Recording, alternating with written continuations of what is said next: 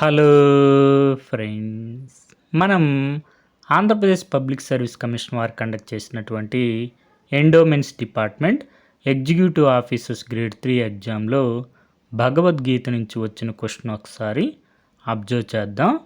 First question వచ్చి, భగవద్గీతలో క్షేత్ర మరియు క్షేత్రజ్ఞ అనే భావనలు శ్రీకృష్ణుడు ఏ అధ్యాయంలో వివరించారు? మనకి ఆన్సర్ వచ్చి ఆప్షన్ 2 13వ అధ్యాయంలో. తర్వాత క్వశ్చన్ చూసుకుంటే, భగవద్గీత ప్రకారం క్రింది వాటిలో ఏది ప్రకృతి యొక్క 3 గుణాల్లో లేదు అని క్వశ్చన్ అడుగుతున్నారు.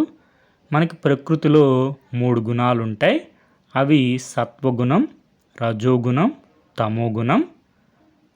మనకి ఆన్సర్ వచ్చి ఆప్షన్ 4 ఆత్మ. ఆత్మ నిర్గుణం, అంటే గుణము లేనిది. తర్వాత క్వశ్చన్ వచ్చి, భగవద్గీతలో శ్రీకృష్ణుడు అర్జునుతో నీకు నీ కర్తవ్యాన్ని చేయుటకు అధికారం ఉంది, కానీ ఒక విషయంలో అధికారం లేదు అంటారు. ఏ విషయంలో? మనకి ఆన్సర్ వచ్చి ఆప్షన్ 4 కర్మ ఫలాల విషయంలో. తర్వాత క్వశ్చన్ వచ్చి, భగవద్గీతలో కర్మ బంధాలను భస్మం చేసేది ఏది అని శ్రీకృష్ణుడు వారు చెప్పారని ప్రశ్న అడిగారు. మనకు ఆన్సర్ వచ్చి ఆప్షన్ 4 జ్ఞానం. భగవద్గీతలో 18 అధ్యాయాలు ఉంటాయి. ఆ 18 అధ్యాయాల యొక్క పేర్లు ఒకసారి గమనించండి. మొదటి అధ్యాయం అర్జున విషాద యోగం. అదేవిధంగా 18వ అధ్యాయం మోక్ష సన్యాస యోగం. మనకి ప్రశ్న అడిగింది 13వ అధ్యాయం క్షేత్రజ్ఞ విభాగ యోగం. అదేవిధంగా రాబోయే ఎగ్జామ్స్లో 11వ అధ్యాయం విశ్వరూప సందర్శన యోగం, 12వ అధ్యాయం భక్తి యోగం, అదేవిధంగా 2వ అధ్యాయం సాంఖ్యయోగం, 3వ అధ్యాయం కర్మయోగం. ఈ విధంగా భగవద్గీతలోని 18 అధ్యాయాలు ఒకసారి గమనించండి. రాబోయే ఎగ్జామ్స్లో కూడా మనకి క్వశ్చన్స్ వచ్చే అవకాశం ఉంది. తర్వాత 2వ అధ్యాయం సాంఖ్యయోగంలో 53వ శ్లోకం ఒకసారి గమనించండి. అందులో వివరణలో మనకి సాధారణంగా ప్రతి మనిషిలోనూ రజోగుణం, తమోగుణం, అహంకార రూపంలో ప్రత్యేకంగా కనపడుతూ ఉంటాయి. సత్వగుణం ఏదో ఒక మూల ఉంటుంది. అంటే మనకి ప్రకృతిలో ఎన్ని గుణాలు ఉంటాయి? 3 గుణాలు ఉంటాయి. అవి సత్వ, రజో, తమో గుణాలు. ఆత్మకి గుణం లేదు. ఆత్మ నిర్గుణం. మనం శ్లోకం ఒకసారి చూస్తే, సితప్రజ్ఞస్య కా భాష సమాధిస్థస్య కేశవ సితాదికి ప్రభాసతే కిమాసితి వ్రజేతకి. అర్జునులు వారు శ్రీకృష్ణుల వారిని ఈ విధంగా అడుగుతున్నారు. కేశవ, నిశ్చలమైన అచలమైన సమాధి స్థితిని పొందిన మానవుడు, తన మనస్సును ఆత్మలో లీనం చేసిన మానవుడు, సితప్రజ్ఞుడు, జీవన్ముక్తుడైన మానవుడు ఎలా ఉంటారు? అతడి లక్షణములు ఎలా ఉంటాయి? అతని భాష ఎలా ఉంటుంది? అతను ఎలా ప్రవర్తిస్తాడు? అటువంటి వారిని గుర్తించడం ఎలాగా?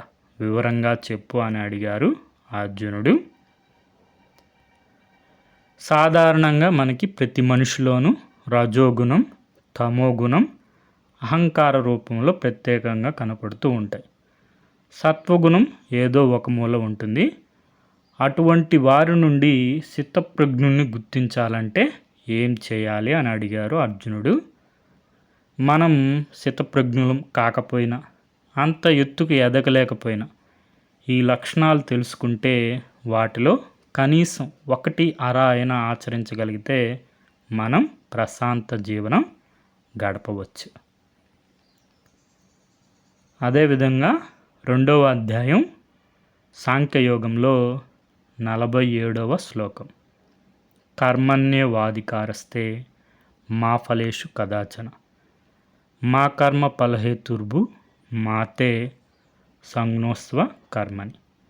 ఓ అర్జున, కర్తవ్య కర్మలను ఆచరించుట యందే నీకు అధికారం కలదు, దాని ఫలితాల యందు నీకు అధికారం లేదు. ఏ కర్మకు ఏ ఫలం రావాలనే దానికి నీవు కారణం కాదు. అలా అని కర్మలు చేయకుండా ఉండడం యందు ఆసక్తి చూపించకూడదు.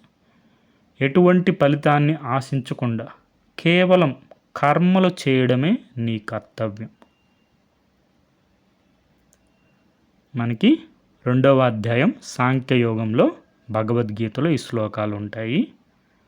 అదేవిధంగా 4వ అధ్యాయం జ్ఞానయోగంలో 19వ శ్లోకంలో మనకి ఎవరైతే కోరికలతో కూడిన సంకల్పాలు లేకుండా, ఆసక్తి లేకుండా, నిష్కామంగా, కర్తృత్వ భావన లేకుండా కర్మలు చేస్తారో అటువంటి వారి యొక్క కర్మలు, ఆ కర్మల ఫలములు, కోరికలు జ్ఞానము అనే అగ్నిలో దగ్ధము అయిపోతాయి. మనకి శ్రీమద్ భగవద్గీత 4వ అధ్యాయం జ్ఞాన యోగం. మూలం భగవద్గీత సరళమైన తెలుగులో రచన మొదలి వెంకట సుబ్రహ్మణ్యం గారు. మన అఫీషియల్ కీలో ఆన్సర్స్ ఒకసారి చూద్దాం. భగవద్గీతలో క్షేత్ర మరియు క్షేత్రజ్ఞ అనే భావనలు శ్రీకృష్ణుడు ఏ అధ్యాయంలో వివరించారు? 13వ అధ్యాయం క్షేత్రజ్ఞ విభాగ యోగం. భగవద్గీత ప్రకారం క్రింది వాటిలో ఏది ప్రకృతి యొక్క 3 గుణంలో లేనిది? ఆత్మ. ఆత్మకి గుణము లేదు, నిర్గుణం. భగవద్గీతలో శ్రీకృష్ణుడు అర్జునుతో నీకు నీ కర్తవ్యాన్ని చేయుటకు అధికారం ఉంది, కానీ ఒక విషయంలో అధికారం లేదు అంటారు. ఏ విషయంలో? కర్మ ఫలాల విషయంలో.